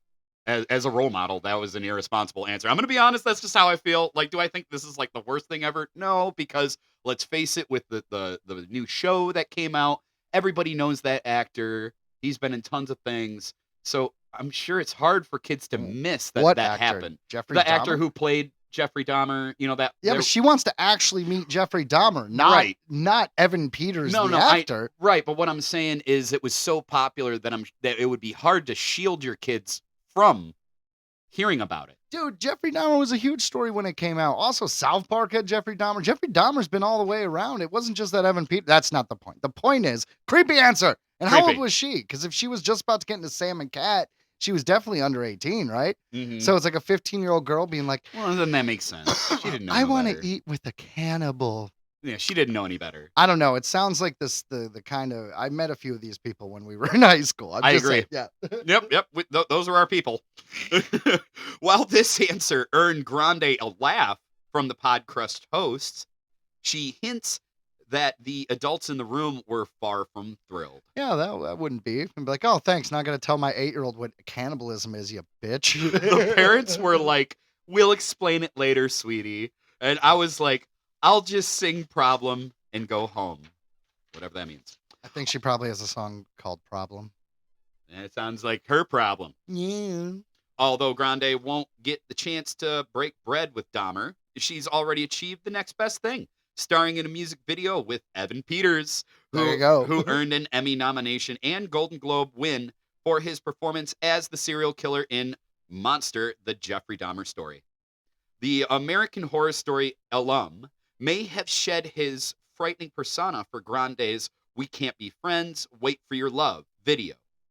But the impact of her serial killer fascination on her music video casting process wasn't lost on Badgley. The actor who recently starred in Grande's The Boy Is Mine video joked that between him and Peters, her Eternal Sunshine album is basically a serial killer tour. Because she is a fucked up person. Aren't we all? We love our murder porn. I know, but I really don't like Ariana Grande, and I gotta be honest, it's all because of this book, Janet McCurdy, the girl who was the other side of Sam and Cat. She played a character on iCarly and then got a spinoff, which was with Ariana Grande. And apparently in this spinoff, she didn't even want to do it. And the reason why she did it is because she got the right to like direct an episode or two. And then during this time, Ariana Grande got really famous and basically used her power to make sure that directing gig did not happen for her co-star. Now, granted, that is also a one-sided story that's written in her book, and maybe that's not 100% true, but that story really gave me a sour taste in my mouth. And every time I hear anything about Ariana Grande, and then recently, I don't know, didn't she like have sex with a married dude and then like was defending it in a music video or something? I don't know. She just doesn't come off as a nice person to me. Unfortunately, that's what's cool in pop music today for the young kid. It's like someone who dirty they just not giving a fuck kind of thing. Like, and I mean that's what it's always been, right? I'm just saying. I'm sure there's two sides to every story, but Not defending her. from what I hear, she doesn't seem like someone I would want to hang out with. Just saying. But yeah. Wasn't yeah, she in Nickelodeon? So she was on Nickelodeon. Yeah, that's literally all I know Well, about that her. Sam and Cat show is what they were talking about. That was a Nickelodeon show, which is a spin-off of iCarly. And I know that she was on All That. She was one of the last cast or whatever. And I learned more about that from Quiet on Set, that really fucked up documentary that came out a bit ago. But yeah, there were some wildly inappropriate scenes that I don't even feel comfortable talking about because, yeah, it was weird. But yeah, I'll jump. Yeah, and if you for more information, watch Quiet on the Set on HBO. Moving on. Yeah, it was heavy. If you grew up like we did, watching it in the 90s, it'll kind of hit you. Grande laughed. I knew someone was going to say this. Like, why the fuck? What is this pattern? Do we need to talk about this pattern here?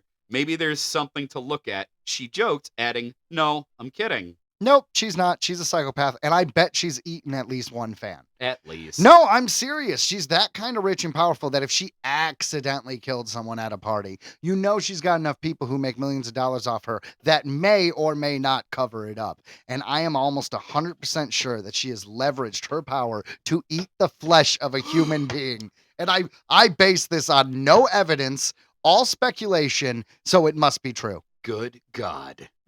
Maybe she's the modern day Elizabeth Bathory. She bathes in the blood. Can you imagine if Ariana Grande tried to sue the podcast because I was like, oh my God, defamation of character over here. For the record, we're just joking. Well, yeah, but legally, I will say that I am just joking, but it would be kind of like that would get our name out there, right? Because everybody would be like, who the fuck is Earthling Entertainment? Ariana Grande is suing them. I would be honored if she we got would mad at get us. some subscribers, is all I'm saying. While Peters has earned acclaim for his portrayal of a real-life killer, Badgley is known for playing Joe Goldberg, a hopeless romantic who doubles as a murderer in the Netflix series You. You son of a bitch. Ha! Ha! At least in Peters' case, the serial killer connection was unintentional, but Grande did admit that You was certainly part of her motivation for reaching out to Badgley. In fact, the idea came straight from the video's director, Christian Bislauer. Ah, so that guy's the murder porn lover. Quote, I sent him all the voice notes, and as soon as he heard The Boy Is Mine, he was like, this reminds me of the show You. Whatever we do with this video, let's ask him to do it. He had that idea before anything else. So a big influence for her. And I mean, yeah, like I said, like that's Netflix's bread and butter right there is serial killer documentaries, you know, whatever. I'm not a huge fan of Netflix, but they do very good if they're docuseries and their true crime stuff. Like, I mean, every time I sign in and look, I swear there's always a new docuseries. They know, like I said, that's a big part of their bread and butter. It definitely is. And it's also a little bit of your algorithm because they're like, oh, this is what this guy likes. I do like He it. likes goofy comedies and murder porn. I do, and I like documentaries in general. If it's just something that I like I'll even put it on, crank it, and I can do stuff while still listening. You could still, it's like you feel like you're learning like a little bit, like it feels productive. Fair enough. I don't know, man. At the end of the day, when it comes to being a fan of that stuff, the true crime, murder crime, it's not for me, but I totally get it. A lot of people love that stuff. Ariana Grande being under 18 should not be that infatuated with murder porn. And I think it actually does. Like, I'm just saying, if there was a 0% chance that Ariana Grande ate human flesh before this story, there's at least a 5% chance that she does now. That's all. Come on. That's all I'm saying. I got a question. What questions does she have? So what questions would you have for a person that ate people? It would be, what did they taste like? That's what I'm saying. What else would you ask a cannibal? What else would she ask? Exactly. Because most things you can see by observing. You can tell the color of the meat by observing. You can tell by how it's cooked, like what meat to compare it to, which I don't know this, but I hear it's pork. I hear our skin, our meat, all of it is closest to pork. And that is part of the reason why certain religions don't want to eat pork. I don't know if that's true. But anyways, the point is, the only thing that you can't find out without being a cannibal is the taste. And like I said, it's very telling that just she didn't realize how revealing that was by being like, I have questions. Questions, plural. Like, Well, you know the one that's gonna come up. I'm just saying, we knew at least then, at least at that point in her career, she did not know what human flesh tasted like, but she was curious. She was curious, and that was before the Nickelodeon show, man. So by now, she's definitely eaten a baby. Yep. At least one baby. At least. I mean, how could you not? Because as you're doing it, you could just be humming yourself, I want my baby back ribs. And that joke actually lands because you're a cannibal. Chili's baby back ribs. Okay. Is that too dark? Have we gone too dark for this segment? I disagree. I mean, she brought it there. Look, guys. It wasn't us. It wasn't us. It was Ariana Grande. 100%. Anyways, moving on to a little thing we like to call Earthling Entertainment headlines. Teenage Mutant Ninja Turtles. The Last Ronin writer wants original April O'Neil star for the R-rated adaptation. This comes to us from MovieWeb.com. Teenage Mutant Ninja Turtles writer Tom Watts wants legacy cast member Judith Hoag to return. Okay. I think it's Tom Watts, and then I just didn't have a space. Wants. Oh. Like Tom Watts wants legacy cast member. Once again, I am forever that scene from Key and Peele where it's the teacher who just can't pronounce names. I like how it's like in Anchorman where it's like every mistake on the teleprompter he says. I am Ron Burgundy. All right, so what? Just start that sentence over, sir. The TMNT writer Tom Waltz wants legacy cast member Judith Hoag to return as April O'Neil in the upcoming R-rated outing Teenage Mutant Ninja Turtles: The Last Ronin. And this is a big deal. So for those of you who don't know, that was the April O'Neil from the 1990 movie, the original one. And she killed it. And she did. And according to the dystopian future of the world of The Last Ronin, April O'Neil right now would be age appropriate. She could totally play it. 100%. And like I said, obviously it's just from the way we were raised. That's my April. That is also my April. That is a lot of people's April. So yeah definitely. In a new interview with Screen Rant, Waltz, whose contributions to the TMNT franchise over the years have included various video games and comics, including The Last Ronin comic book sequel, Teenage Mutant Ninja Turtles: The Last Ronin 2, Re-Evolution, declared his hopes that Hoag would come back to the franchise as it will please longtime fans, and it sure would. I would be very pleased. For much of the Ninja Turtles audience, Judith Hoag's portrayal of April had a formative impact on their attachment to the series. It's true. And just a side note, she also played the mom in the Halloween Town movies. Oh my God, she did. Yeah, blow your mind, right? She just did.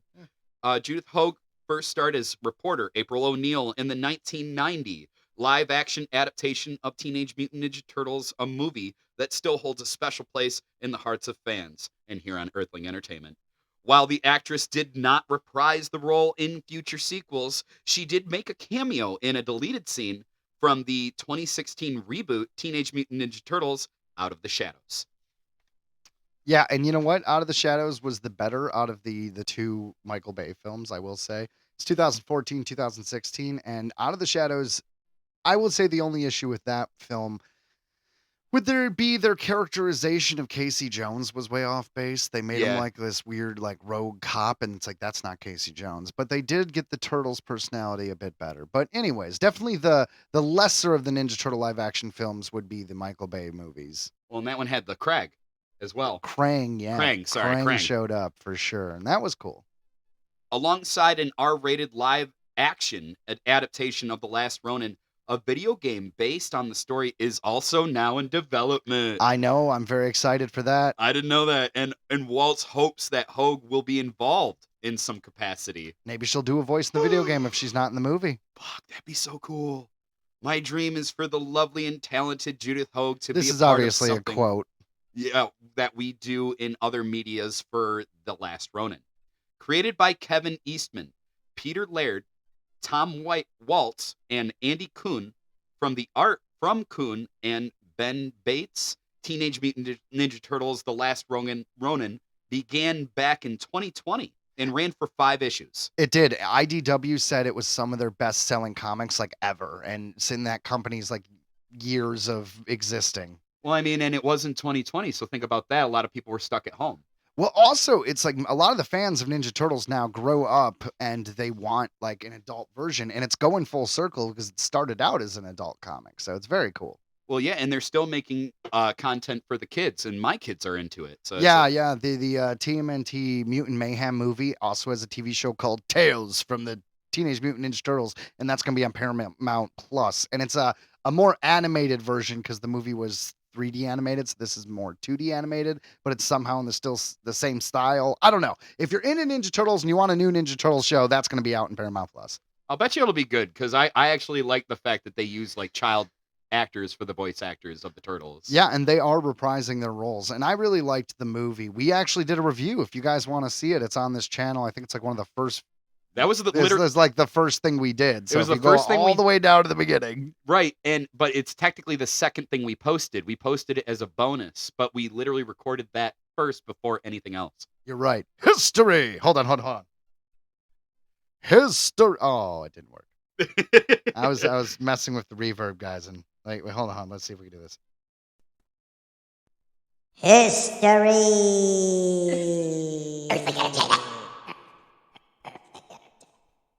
Earthling Entertainment history. Set in a future version of New York City. Hold on. Future. I'm done. It hasn't happened yet. Set in a future version of New York City, which is okay, Right, which is now ruled over by the descendant of Shredder. What? The Last Ronin tells a much darker TMNT story that audiences are used to.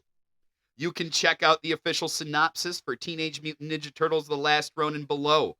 Who is the Last Ronin? In a future battle-ravaged New York City, a lone surviving turtle embarks on a seemingly hopeless mission seeking justice for the family he lost. From legendary TMNT co-creators Kevin Eastman and Peter Laird, get ready for the final story of the Teenage Mutant Ninja Turtles, 3 decades in the making. I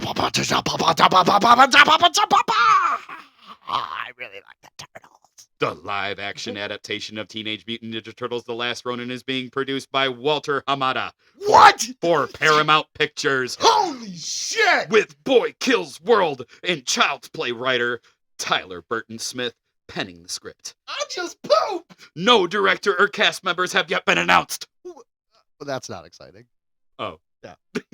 Alongside the live-action movie, the Teenage Mutant Ninja Turtles will continue to light up the big screen in animated form. The characters were rebooted last year by Seth Rogen, Evan Goldberg, and director Jeff Bro in the critically acclaimed Teenage Mutant Ninja Turtles: Mutant Mayhem, which reintroduces Donatello, Michelangelo, Leonardo, and Raphael to a new audience. Yes, they did, and that's what we were talking about. That's the one for the kids. The kids love that one. I don't think I've said Teenage Mutant Ninja Turtles so many times in my life, and I'm all about it. I want you to know that because I loved the Teenage Mutant Ninja Turtles so much, I did not cut down that article at all. Good. I could have trimmed the fat, and I chose not to. What Ryan. fat? I see no fat, That was only green muscle. Through and through. Oh my God, green muscle. Yeah, that's funny. That's going to be there you go. That's true. Yeah, well, something else that's cool is our headline number 2. Stephen King's The Institute gets a series at MGM Plus. This comes to us from Nerdist.com. 50 years ago this year, Stephen King published his first novel, Carrie, an American popular fiction, and was never the same again. Dude, 50 years. In that time, over 60 movies based on King's work and almost as many TV series have come out. Now, we can add another one to that expansive list. MGM Plus has announced a series order for The Institute. a drama thriller based on King's novel from 2019. And by the way, that was a really good one. That was probably one of my favorite of his new novels. Yeah, honestly, I read it when it first came out. I happened to be looking for a new King book, and that literally dropped. And I thought it was pretty good. It reminded me a lot of the Firestarter, like the world of the Firestarter when they capture the girl and they're going and they got her in the the compound and they're trying to figure out her power. That felt like the Institute, and I kind of feel like they were connected. Like if you were to tell me Firestarter was a prequel to the Institute, I would believe it. It gave me like Deadpool, like X-Men kind of vibes, like how they were like torturing people to get their powers out and stuff like that. Oh yeah, sure. The series comes from director Jack Bender from Lost, and I know that's your thing. I love Lost. And executive producer and writer Benjamin Cavill, who did The Stand. Cavill was... Yeah, did you see the new Stand? I didn't, but I did listen to the audiobook. 47 and a half hours. Yeah, no, that was an intense one. But the sorry, the Stand, they made it like a one-season show, obviously, and it went through the whole book. But they had an epilogue, so there was a final episode that was after the events of the book, and it was written by Stephen King. So if you want to see kind of like a weird like sequel that is very short, there you go, man. Cool. Cavill also produced 3 seasons of Mr. Mercedes, also based on a King novel. Didn't watch it, but I heard it was good. The Institute will feature 8 episodes, and among the cast are Ben Barnes and Mary Louise Parker. You can read I love Mary Louise Parker. She was the chick from Weeds, dude. The main character, Nancy from Weeds. Yeah, she's awesome. Yeah. You can read the official synopsis right here below, which I will read for you. Ooh. When 12-year-old genius... No, hold on. If I really want you to do this. All right, hold on. Go ahead, and you gotta be epic about it. When 12-year-old genius Luke Ellis is kidnapped, he awakens at the Institute, a facility full of children who all got there the same way he did. And who are all possessed of unusual abilities. Oh, shit! In a nearby town, haunted former police officer Tim Jamieson has come looking to start a new life. But the peace and quiet won't last, as his story and Luke's are destined to collide. Ben Barnes plays the character of Tim Jamieson, described as a disillusioned ex-cop who takes a job as a night knocker in a small town, withdrawing from the world. Luke's kidnapping gives him something to care about and believe in again, and he finds a new purpose. Mary Louise Parker characters is Miss Sigsbee, a charming but iron-willed director of the Institute. Oh, she's playing the director? I can see that. Me too. And a true believer of its awful mission. Like any good villain, she thinks she's the actual hero of the story, and that history will vindicate her actions. Production commences for the Institute in Nova Scotia later this year. The series is scheduled to premiere in the latter half of 2025. Yeah, that is really, really cool. And it's the whole idea of the government having a covert group that basically is trying to control the psychic abilities of children. I don't know what's up with Stephen King and psychic children, but he's either met one or is really fascinated by it because a lot of his books have that. Also, let's be honest, especially on this podcast, we would not be surprised to hear about the government having a secret we're trying to make psychic warriors organization. I don't know. That wouldn't surprise me. That could just be on one of our normal episodes as like a thing. Maybe Stephen King's just afraid of kids. Just a kid walks up. Oh, don't look at me! A child! I had one kid who just looked at me and his head started vibrating and then his nose started bleeding. And I swear to God, I thought he was choking me with his mind, but it turned out he was just having a seizure. It was really sad. And then he got bitten. Luckily, everything is okay. For the record, that kid, that kid is fine. His name is Charles. He's grown up. He's an accountant. Not an exciting life, but he is alive. We used to call him Charlie. Oh, Charlie. Gambling problem. Real sad. I've always said it. Lost his house. I've always said it. Anyways, I think we can go on to the next one. Which is headline number 3. Ian McKellen to make a full recovery after falling off stage during a West End performance. This comes to Oh. us from IGN.com. I'm glad he's okay. I love that guy. That's Gandalf, man. This is the update from June 17th. Ian McKellen was taken to the hospital after falling off the stage during a performance on London's West End, the BBC first reported today. However, minutes after the story was posted, IGN obtained a statement from the Noel Coward Theatre via McKellen's publicist that the 85-year-old actor will make a speedy and full recovery. That's good, man, because I don't mean to disparage anyone who's elderly, but like the bones get brittler. You could break them easier. If you fell off a stage, that's like a 5-foot fall. No, and I heard he even called for help as he was falling. My heart would have shattered. Oh no. Here's the full statement. Thank you to our audience and the general public for their well wishes following Ian's fall during this evening's performance of Player Kings. Following a scan and the brilliant NHS team have assured us that he will make a speedy and full recovery, and Ian is in good spirits. The production has made the decision to cancel the performance on Tuesday the 18th of June so Ian can rest. Those affected will be contacted by their point of purchase as soon as possible tomorrow. Yeah, that's fair. Thank you to Doctors Rachel and Lee, who were on hand in the audience, and to all the venue staff for their support. That's cool. So they had medical people in the audience who ran up to help them. Dude, could you imagine being the one guy who finally got to say, "Is there a doctor in the house?" in all sincerity? Be like, that is a part of that dude's life. For forever. for fucking Gandalf, for Magneto. Yeah. Like you're literally Please, is there a doctor's in the house? Like you name it, like you are literally healing your hero. Yeah. You are a hero to your hero. It'd be funny if that entire statement was exactly the same, but like Ian McKellen was not in good spirits, but they still put it in there.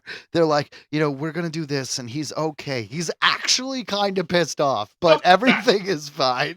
Fuck that shit.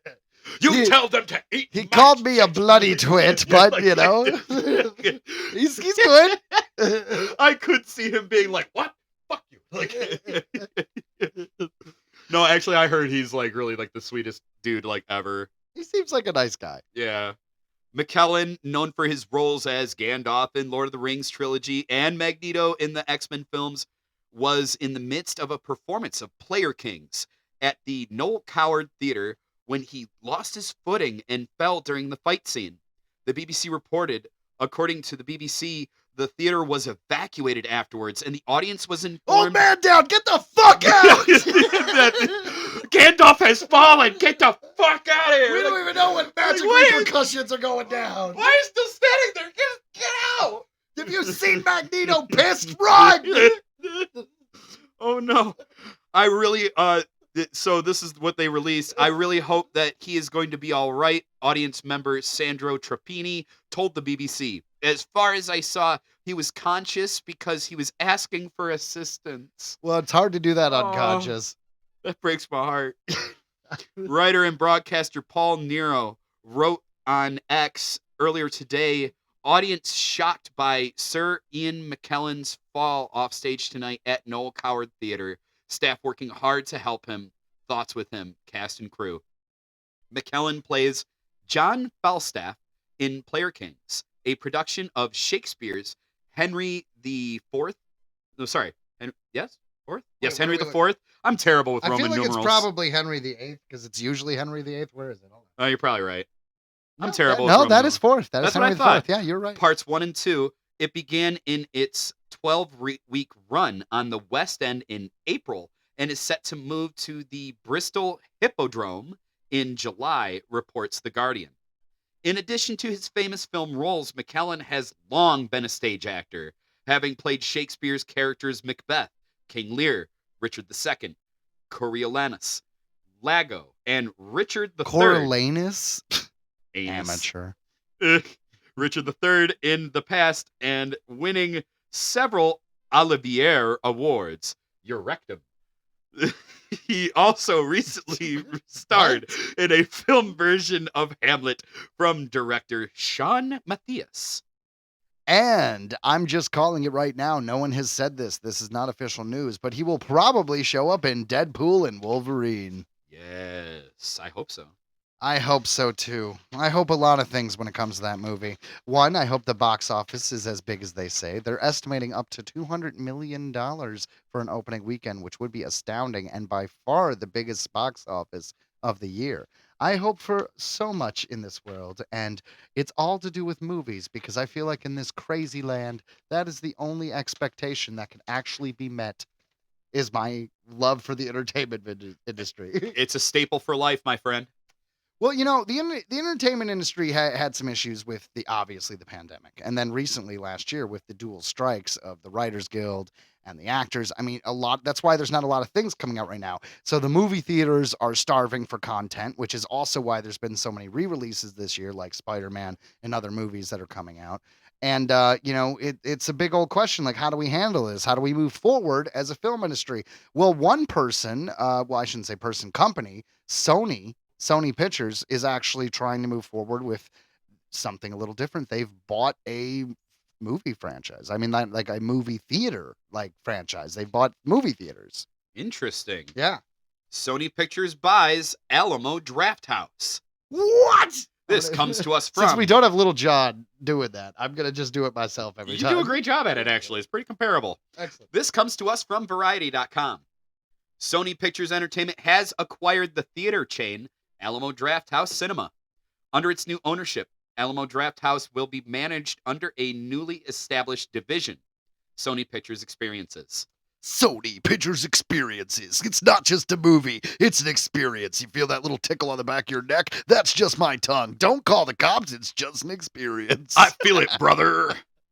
Yeah, I'm thinking like, okay, that got a lot of weird, but I was thinking of like the 4D movie theaters, where they actually get where wind flies by, so you get like an air cannon that blows you in the seat. That sounds gross. What I meant to say is where they make the 4D movies, if there's water sports happening on TV, you get wet in the theater. Like All Disney this sounds dirty. Sorry. Disney World did that with like Honey, I Shrunk the Audience or with Alien Encounter. Exactly, but I'm thinking that if they own their theater chains, it's not a huge theater chain, they can do that. And if every Sony movie was released like normal in theaters, right?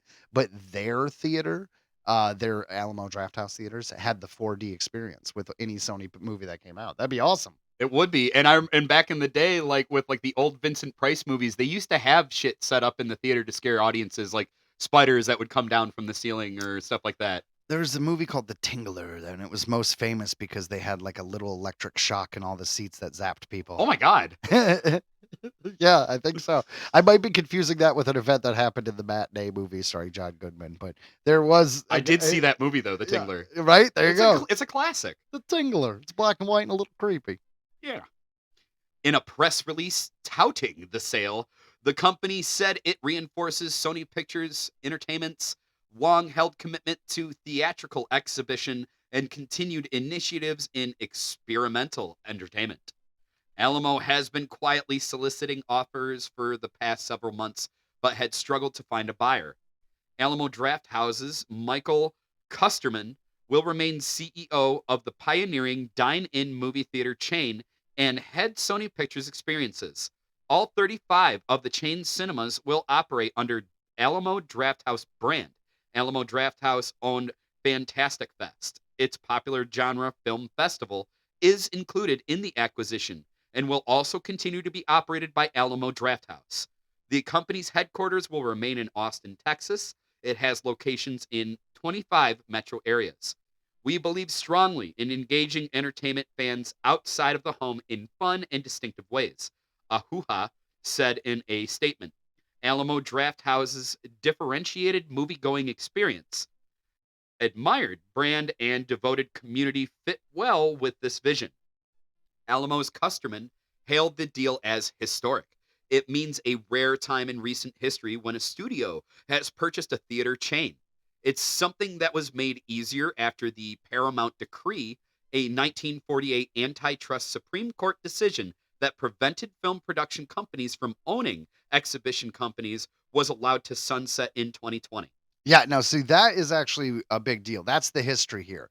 So, like they just said, like Ryan just read, long story short, in order to stop the old studio system and the chokehold of like a monopoly, essentially, no one who's a big production company could own a theater. At the time, Disney, this is a fun little thing. At the time, Disney wasn't big enough to count. So they were able to own a theater, which is why they own the El Capitan in Hollywood on Hollywood Boulevard. And they have for years because they, at the time, weren't big enough. And so now that it went away, any big theater can do, I mean, any big company that makes movies can buy a movie theater. I'm sure they'll mention it, but something kind of interesting is the first movie premiere that ever happened in Hollywood was at the Egyptian Theater, and I believe it was in the 20s. And that is just Hollywood history. That theater was sold, and do you know who bought that theater? No. Netflix. Netflix owns the Egyptian Theater now. It's crazy. It's kind of like a paradox, right? The number, like, arguably one of the biggest streaming services owns a theater as well. Well, it's all because of the reverse of this law, the antitrust law. It's I don't know. It's just kind of cool history. I'm sure they got the money. Netflix?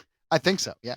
Some streaming companies have previously entered the exhibition business. Like Joe just said, Netflix has purchased 2 theaters, the Egyptian in Los Angeles and the Paris in New York.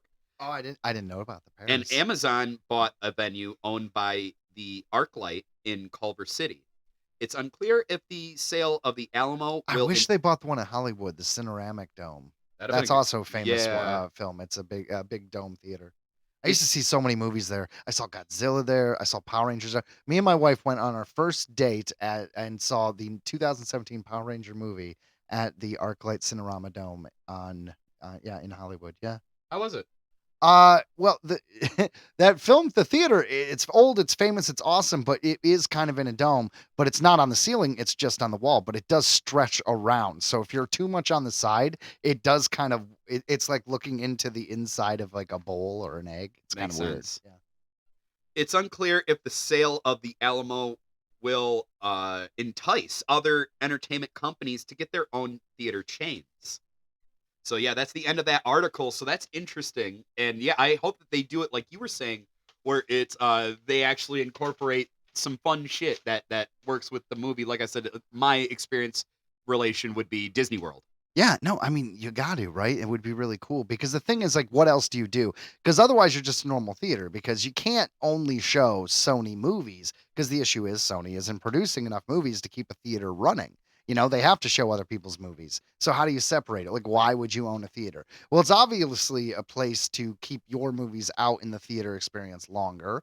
You do those theaters because every movie theater, when they rent, because that's what they do, guys, they rent the movies. You have to pay the studios money, a percentage of the ticket price. Does those theaters have to pay less to Sony than because they're owned by Sony, or is there some law that they has to be the same amount because you have to be fair with other studios? It's just a lot of weird questions. I wonder how this is going to affect the film industry.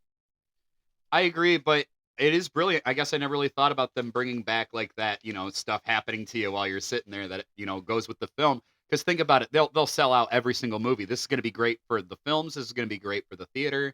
I mean, I agree, but some people think that kind of stuff is a gimmick. It's But it's how hard to say. expensive do you think they'll make it? They'll be like $30, $40 a ticket. Watch. Well, maybe. Who knows? I mean, it's good to try to expand, right? Like when you're a music artist, you try to get into acting, or vice versa, or it's just if you're investing, you spread out your portfolio. It's just what you do. So we have Sony Pictures that is now spreading out and buying theaters. And you know what else? You know what else has spread out lately? What? Video games. PlayStation Studios happened a few years ago. They made the Uncharted movie, and it looks like their next movie is a jump into the horror scene. I don't know if you ever played the game Until Dawn. Heard about it. It's a cinematic game, and it's a lot of fun. It's like a choose your own adventure. I don't want to give anything away, but it's supernatural, it's spooky, and it's going to be a movie. So it's like a horror survivor game. Yes, and I won't tell you what it's about, but I'm going to actually tell you what it's about. There's a monster that rhymes with a Hubajo. Okay. Wendigo. We love Wendigos on this podcast. Well, I know. We're just Wendigos talking about Wendigos. Wendigos. But yeah, so our final headline for the show is... Cast set for film version of the video game Until Dawn. This comes to us from rumorg.com. Ooh, Rue Morgue. Love that magazine. The PlayStation Chiller, written by Larry Fessenden and Graham Resnick, is on its way to the big screen. Deadline reports that up-and-coming actors Ella Rubin, Michael Cimino, no relation to the Deer Hunter Heaven's Gate director, Ji Young Yu, and Odessa Azian have been cast in Until Dawn, Screen Gems and PlayStation Productions feature version of the hit horror video game. Well, that's good. I could be wrong, but I haven't personally heard of any of those actors, so they're probably going to be saving a lot of money, which means all the money goes into the budget. It'll be fun. It's a smart idea, honestly, because if you want to make movies nowadays, make them for $50 million or like $30 million. All this $150 million movies don't make their money back. They don't. They really don't. Yeah, and a good start for that, no name cast. Unless I don't know. I mean, one of these people could be famous. I don't know. Right. And forgive me if I mispronounce the names. It's my Achilles heel. But here we go. David F. Sandberg from Lights Out, Annabelle Creation will direct from a script by Gary Dalberman. Oh, Gary. The It and Annabelle films, and Blair Butler, the game in which 8 friends are trapped in an isolated mountain retreat where they must fight for their lives, is being adapted into what is described as an R-rated and terrifying love letter to the horror genre. At PlayStation Productions, we are always looking to find creative and authentic ways to adapt our beloved games that our fans will enjoy, says PlayStation Assad Quizzlebosh. To adapt, alongside Screen Gems, we've assembled a fantastic cast of new characters that builds upon our already stellar filmmaking team and their vision for the adaptation. We're excited to reveal more about the movies soon. See, that's the thing that throws me. New characters. So are they just taking the setup and making a completely new thing? Because the game was very cinematic. They had actors play the characters in the game. You know what I mean? Like actual actors. Right. Like Ronnie Malik was in the first one. I'm just saying. So they're basically remaking a movie that was 6 or 9 hours long. Whatever the game was. So it's just kind of. But when they say, are they not just remaking the game? Because the game was cinematic. You know what I mean? Like it has scenes. It's edited like a movie. So you don't really need to do much to adapt it. But if they're just taking the idea of the story and the world and making brand new characters, I don't know if I like that as much. And his comments make me think that might be the case. Yeah, maybe just the premise, but new people, I don't like it. That's what I say to that, Ryan. That is a piss poor idea. Listen, you motherfuckers. Listen. Just do the goddamn game. All right. I won't get too rowdy about that. And guys, that is it for headlines. That is it. We've reached the end of the show. And if you like what you heard today, if you enjoyed it, if you'd like to support us, all you need to do is download the episode. Now, you could download this episode or any previous episode wherever it is that you listen to the podcast. Any of those things are great and they would help us out wonderfully. So thank you for listening. Yes, indeed. Thank you guys very much for listening. If there's anything you want us to talk about, if you have a question about what we did talk about, please message us. We love to hear from you. The best way to get a hold of us, honestly, is on Facebook Messenger. We do have a Gmail, which is earthlingentertainment@gmail.com, but we confess we only check that once in a blue moon, so please hit us up on Facebook. And if you do email us, be patient. Yes, Excellent. But we will check it. So, guys, a lot of fun stuff coming up in the future. We are going to have soon a lot more interviews of just people in the entertainment industry and also people in the paranormal realm.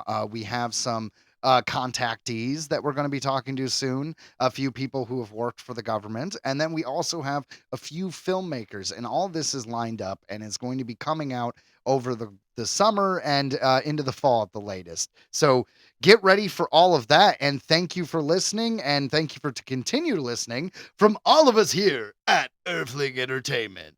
See ya! Episode 42, bitches!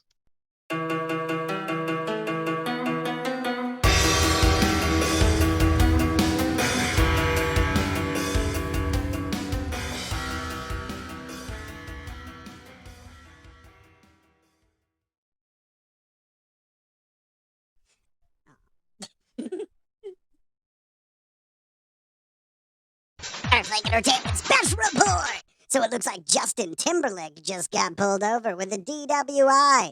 See that? See that, Sheila? Maybe you shouldn't have left me. Maybe it's not like Justin Timberlake is the model of everyone you should motherfucker. Goddamn it, you son of a bitch! I'm gonna fucking piss on your lawn. Yeah. Maybe not that one. Piss on your lawn. It's like the point of pissing on someone's lawn is hilarious because it wouldn't show up. So it's just like I smell mustiness. Yeah, take that, Yeah, like you son of a bitch. like would he even notice? Be like, you'd have to be caught in the act. Be like, that's right, I'm pissing on your lawn, motherfucker. I Come guess out. if you just like kept it in the same spot and you did it repeatedly, it would become like maybe browner. I don't know. Like over time, it Over would kill- time, over time, it would kill the grass. like But I think if you were out there that long, you could just call the cops for trespassing because you're standing on his fucking lawn with your dick out. at that point, you just poop on the car, Oh. right on the hood. Do you know there's DNA in poop? I wonder if They oh, can yeah, track makes your sense. ass down. Yeah, it makes sense. But like that would be like the ultimate like hood. Call it the hood ornament. Like there you go. It's like, dude, I hood ornamented him. Took a poop right there on the front of his hood, hood of his car. If you Yeah. want to be really special, you go to the very end of the car and try to like model the poop, like by flexing your butthole as it comes out and try Yeah. to make a shape, preferably of a mastodon. Right. Good luck. They call that the trailer hitch. Oh. All right, hold on. Earthling Entertainment special report. So it looks like Justin Timberlake just got arrested for a DWI. So it looks like he's not as perfect as everyone thinks. You see that, Becky? All right? He doesn't have to be the standard of every guy. And maybe you're holding up old boyfriends to unrealistic expectations, and you can go take a walk. Take a walk around the block, sister. We don't need you no more. Damn you, Justin Timberlake. You have finally fallen. Hooray! This has been an Earthling Entertainment special report. It has.